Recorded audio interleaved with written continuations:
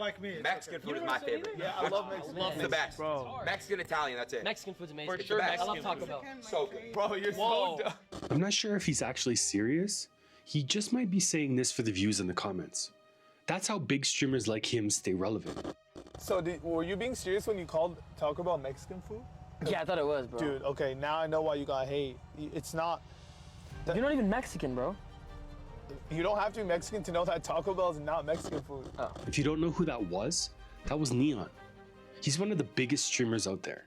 And he's known to be a little bit of a troll. That's what some people say. And he says things to keep people talking about him. Keep talking. And it's working. I mean, look, I'm talking about him right now. But it doesn't matter what he actually believes. This video isn't about him or his beliefs. What I'm trying to say is that there are a lot more people out there than you think who believe random myths about Mexico, like Taco Bell being Mexican food. So that's why I created this video. This is 9 myths about Mexico that are floating around the internet right now that people need to start looking up. Happening now, thousands flooding downtown Tulsa celebrating Cinco de Mayo. The same thing happens every year. People in Canada and the US get drunk, post videos of cliche Mexican parties on Instagram, and some even go as far as wishing Mexico a happy Independence Day. True or false? Cinco de Mayo is Mexico's Independence Day. True. False. Everybody gets this wrong. It happens enough that news outlets have to keep correcting people pretty much every single year. Cinco de Mayo is not Mexican Independence Day. And it's because people don't seem like they care to look it up. I mean, it's not that hard. Nowadays, pretty much everybody has a phone in their hands at all time. Let's search it. If you take time and look this fact up, what you find is that Mexico's Independence Day is September 16th, and it's been that way since 1810. Cinco de Mayo, on the other hand, is a completely different event that happened on May 5th, over 50 years after Independence Day. Cinco de Mayo. In 1862, a badly outnumbered Mexican army, about 2,000 men, beat a French invasion nearly 3 times their size. And this was in the Battle of Puebla. France did end up taking Mexico City the following year and installed an emperor of their own. But that battle in Puebla was one win in a war Mexico actually lost. But it was a huge win for the Mexican spirit. And by the way, most of Mexico doesn't even celebrate Cinco de Mayo. It's mainly just celebrated in Puebla. And the crazy part about this is that the biggest celebration for Cinco de Mayo in the world isn't even in Mexico. Cinco de Mayo! It's in Los Angeles. That's right. He also announced yesterday, and the State Department confirmed that we will be cutting payments, aid payments, to El Salvador, Guatemala, and Honduras over the fact that those countries have been unable to contain the flood of migrants heading through Mexico to our southern border. So yesterday we talked about potentially shutting down the southern border. I get why this happens. Not to give an excuse to these people doing this, but to a lot of people in the US, the border below them is just blurs into one thing. It's because they all look the same. And they think it's the same beaches, the same language, and the same people who live down here. And to even learn the difference to them, I guess is just a waste of time. Waste of time. But the problem is, who's saying this? It's not some random guy online, like me. This is a national news network on air informing millions of people on this wrong idea. And I'm sure they did it on purpose. There are way too many people working at Fox to miss this. And it goes even deeper than trying to figure out where Mexico's borders start and stop. A lot of people don't even know that Mexico's in North America. A lot of people in the US and Canada genuinely think that Mexico is somewhere in South America or Central America. And honestly, a lot of them don't really care. They'll just tell you Mexico's down there somewhere. That reminds me of a friend I had in high school. He would probably say something like that. Boy, everyone is stupid except me. But it's important to know, especially to a lot of Mexican people, that Mexico is part of North America. It's the same continent as the US and Canada. Oh my God, don't drink the water! I'm so gonna gonna brush my teeth with tequila. Mexico! This video, of course, is a joke, but the joke was built on something real. And to see where it comes from, all you have to do is search online, "Don't drink the water in Mexico." And if you do that, you'll find hundreds of videos making jokes about having to brush your teeth with tequila down here. People treat Mexican tap water like it's poison. Now, this fear of drinking water from the tap isn't fully made up. Mexico does have some issues with clean tap water, but so does the US and Canada. There's many places that I wouldn't even touch the tap water. The state didn't acknowledge there was lead in the water until September, a year and a half after the switch, and they didn't ask for government help until last week. Travis Bembenek, who runs Mexico's News Daily and has actually worked in the water business here for over 15 years, broke this down on his podcast. He said Mexico is a huge country with very little surface water, which is true. It has long dry seasons, and cities are pulling water from hundreds of feet underground. And once you go that deep, you're dealing with water that has heavy metals and minerals that need to be treated before you drink. In a city like Mexico City specifically, you've also got a lot of infrastructure that's over 500 years old, sitting on a constantly shifting ground. So pipes crack and stuff seeps into the water all the time. So the problems are real. What's not real is this lazy blanket story that people put on Mexico.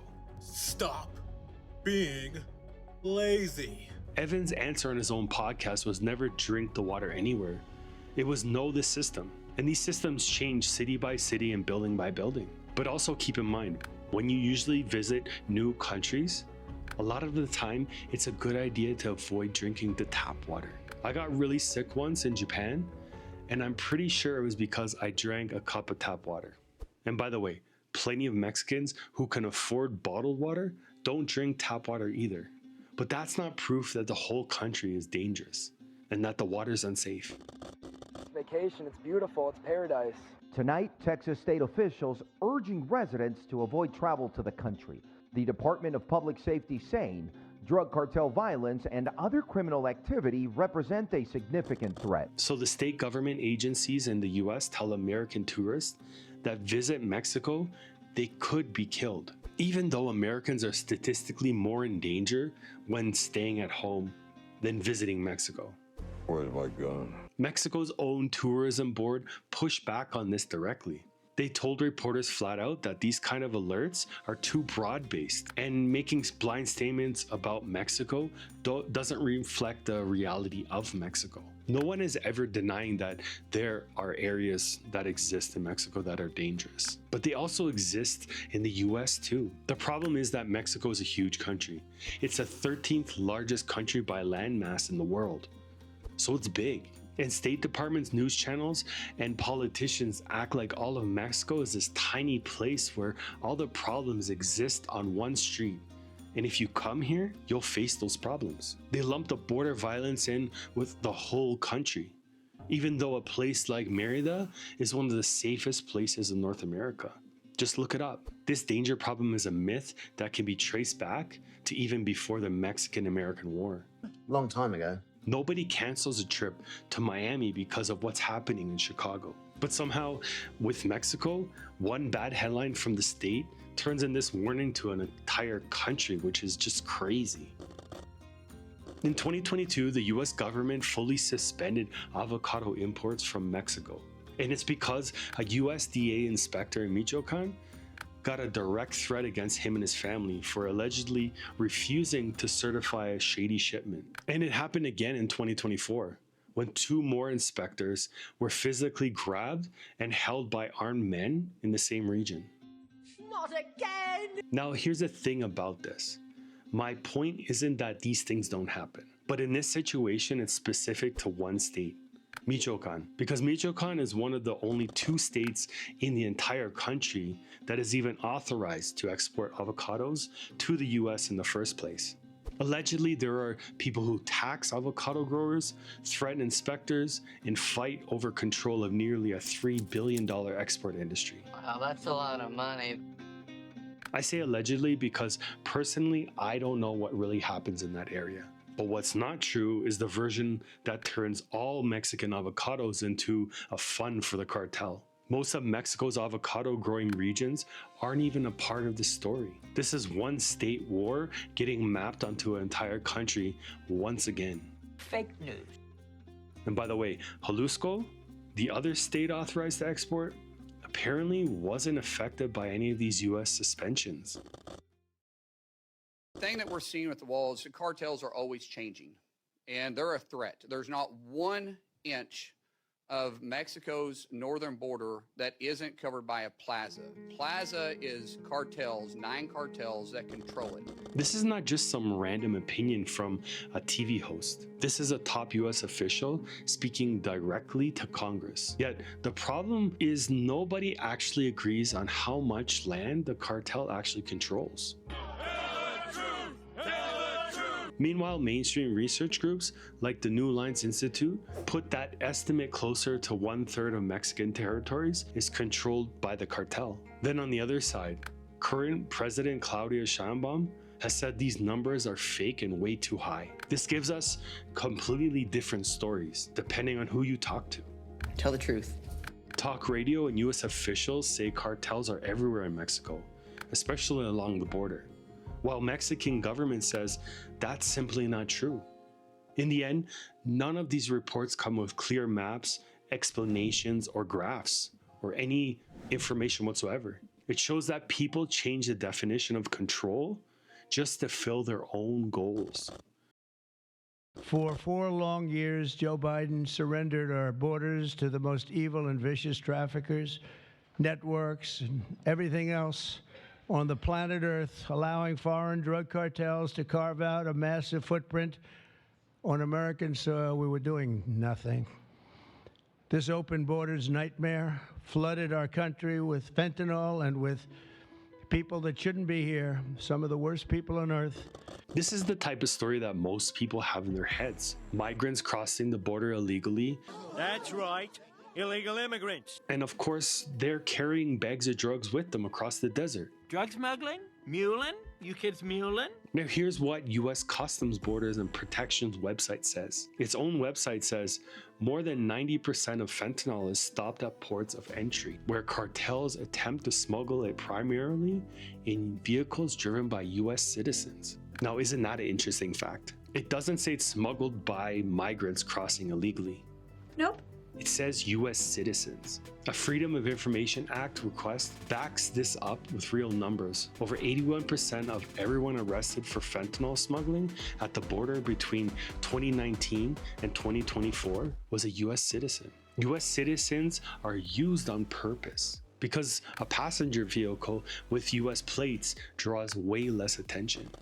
On February 1st, 2025, President Trump signed an executive order. This is an official document that declared that Mexico's failure to stop cartels and traffickers amounts to an unusual, extraordinary threat to the United States of America. So a sitting US president in writing, on the record, frames Mexico as a country that can't control its own borders.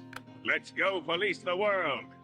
So Mexico is America's enemy. Mexico is essentially a failed narco state. Narco-terror state in Mexico is a failed state. Mexico is a failed narco state. Turns out that there's a definition of a failed state. A failed state is a country where the government has lost control and can't do its most basic jobs. It cannot keep people safe, protect its borders, or provide basic public services like schools, healthcare, and roads. But if you spent any time in Mexico, you'll quickly realize that it's not a failed state, not even close to it. Tell me more. It runs elections, it has a functioning economy, it exports and manufactures more goods to the US than any other country on earth. And when its own government drops the ball in security, like after the assassination of Europan's mayor in late 2025, Mexicans don't just shrug it off and accept the problems. They take to the streets and demand accountability. Now, is that what a failed state looks like? Doesn't sound like the definition. That's actually what a functioning country looks like that's trying to hold its government to a standard. Let's go to Mexico! Yeah! This is just a racist label reached for way too long by way too many people.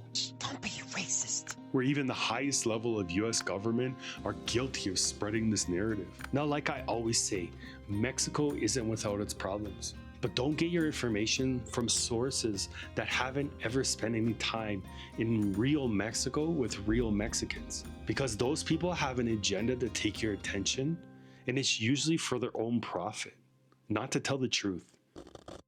If you take the illicit economy, if you take the illicit money and the drug money out of the Mexican economy, this country's economy would collapse immediately. On average, past 20 years, on average, almost $100 billion has been going out of the United States back to Mexico. Well, guess what? The big beautiful bill puts a tax on the money going out, on the remittances. Mexico knows this is the beginning of the end. Now here's the thing.